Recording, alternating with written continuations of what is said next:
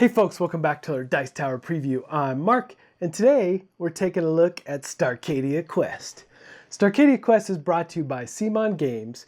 It's for 2 to 4 players, ages 14 and up, and game time is about 60 minutes per scenario. Starcadia Quest is an all-new standalone campaign. The dastardly Supreme Commander Thorne is looking to control the galaxy, and each player leads a crew of 2 heroes flying through space on a quest to defeat him.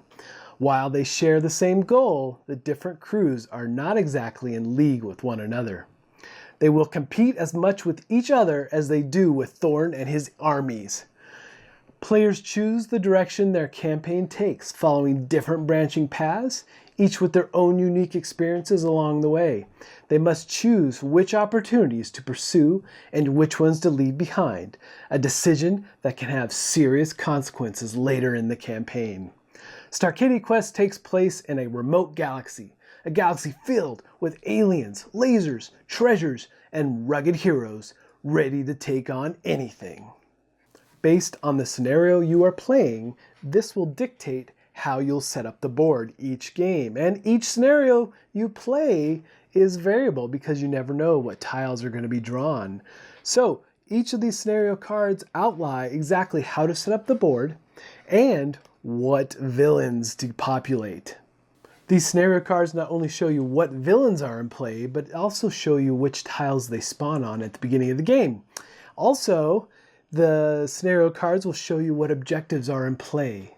Each of the tiles, again, which are variable every time you play, will dictate where all the portals are, where all the spawn points are, and what gadgets get placed out on the board, as well as victory points. Each scenario will also use a monster dashboard. This is where you'll find all the monster cards from troopers, officers, and villains. Of course, all the relevant stats are here. You have health, defense, attack, and of course, what victory points can be achieved by eliminating them. And there are brand new player dashboards. However, in Starcadia Quest, you're only going to be controlling 2 heroes. Each player also receives 7 starting items. And you can distribute these items however you want between your 2 characters. But there's a lot of neat items here. You've got Pulse Blade, you've got Repeater Pistol, Blaster Rifle, Iron Fist, a Red Dot Sight, explosive rounds, and a Novice Vest. Each of these items are varied, and you can switch it up each time you play because you get to decide how this equipment gets distributed. Each of these items will also augment your dice rolls, anything from ranged to melee to defense. Also, all your characters have unique abilities that can really change again how you play the game. And of course, there are tons of new heroes in this game with lots of different traits and abilities to choose from. You can mix and match them and really keep the gameplay variable every time you play. Also, their enemies are vastly different this go around. They've got all kinds of different abilities, different levels, and some boss level guys as well. So depending on how they mix and match into each of the scenarios will really change up how you deal with them or how you hinder your enemy heroes. Now let's take a closer look at some of these ship tiles because there's exploration tokens you're going to run into, which are generally gadgets. There's 3 different types. You've got hoverboards, you've got stim packs, and you've got recharge. Now recharge is very important because every time you use a weapon or an item, they become exhausted. And a way to bring these back is either by resting on your turn or using one of these recharge tokens. Also, the stim packs, just like you would think, bring back your health to the active hero. And of course, hoverboards give you additional movement. And along the way, you're going to also be finding things like victory point tokens, just scattered among the ship. Also, you're going to be finding, more importantly, quest tokens. And these quest tokens get put into place based on the scenario. Another new thing on these tiles is hatches. Hatches are basically doorways, but they have to line up to be proper doorways. If they do line up, then you can freely move through them, as well as have line of sight through them. However, a quicker way to move around the ship is through portals.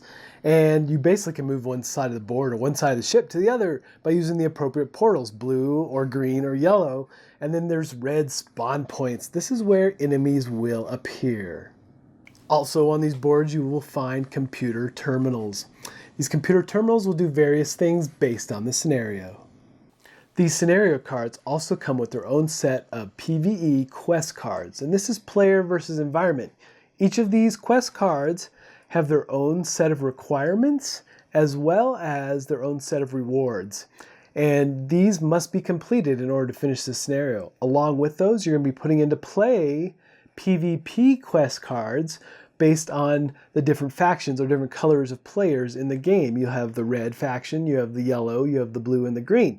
So based on who's in the game, we'll put those PvPs out there. Now, to finish the game and calculate score, all the PvE quests must be complete, as well as one of the PvP quests. So at that point, then you'll total up all your victory points, and whoever has the most will win the game. And then just like Arcadia Quest, Arcadia Quest is its own set of dice for melee combat, for ranged combat, for shields, and for critical hits. Critical is awesome because it's exploding dice, and they've maintained that through Starcadia Quest. Every explode then gives you more dice, and you can keep rolling as long as you get those critical hits or critical successes.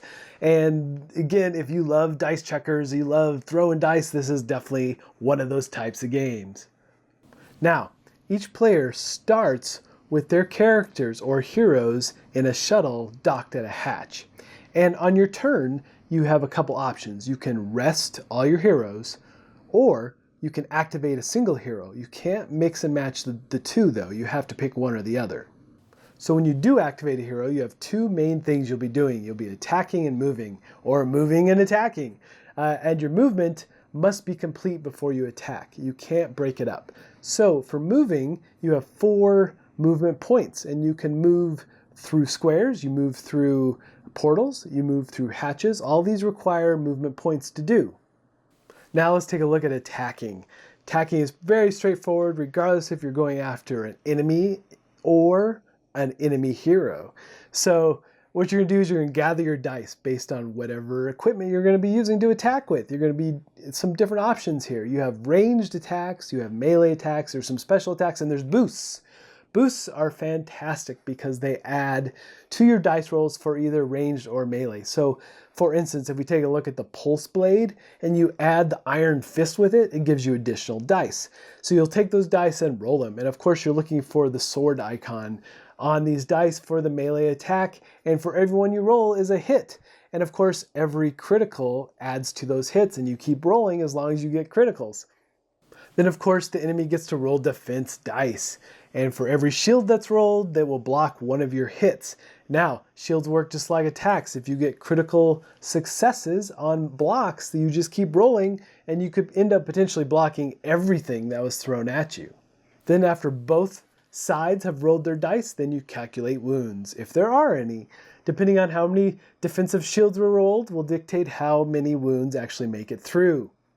Then the attacker must exhaust the items or weapons that they used on this turn. And all you do is you flip those items over. And in this case, the Pulse Blade and the Iron Fist were used. So we flip them over to the back side, indicating they have been exhausted. And the only way you get those back is to have a recharge token or rest your crew. Ranged attacks work very much the same way, except you're looking at line of sight. You can't have walls blocking your way. However, if you have hatches that are lined up, you can fire through those. But there is no distance modifier. So you can shoot from one end of the ship to the other side as long as there is a full line of sight between the two. Now, when you roll the dice, the thing you're looking for here is the handgun symbol. So for every one of those you achieve, then you get a hit. And of course, criticals apply here as well, exploding your dice into more and more hits. And each of the ranged attacks also have their own set of boosts, like the red dot sight. Then at the end of your turn, after you've done all your movement and all your attacking, then you're going to draw an event card. And these event cards do very different things throughout the game. And they can actually really ramp up the difficulty based on what scenario you are and how deep you are in the campaign. However, one of my favorites is Bounty. And when you draw the Bounty event card, it says you choose one player, and the next time that player is killed, it rewards 1 extra victory point. So that's pretty slick. And along with that, every time you do kill enemies and heroes, you do get victory points there as well. So it's just adding to your point total. Now, as you move through all the scenarios, which make up a larger campaign, then there is a handy campaign sheet that will help you keep track of where you are and where you're going.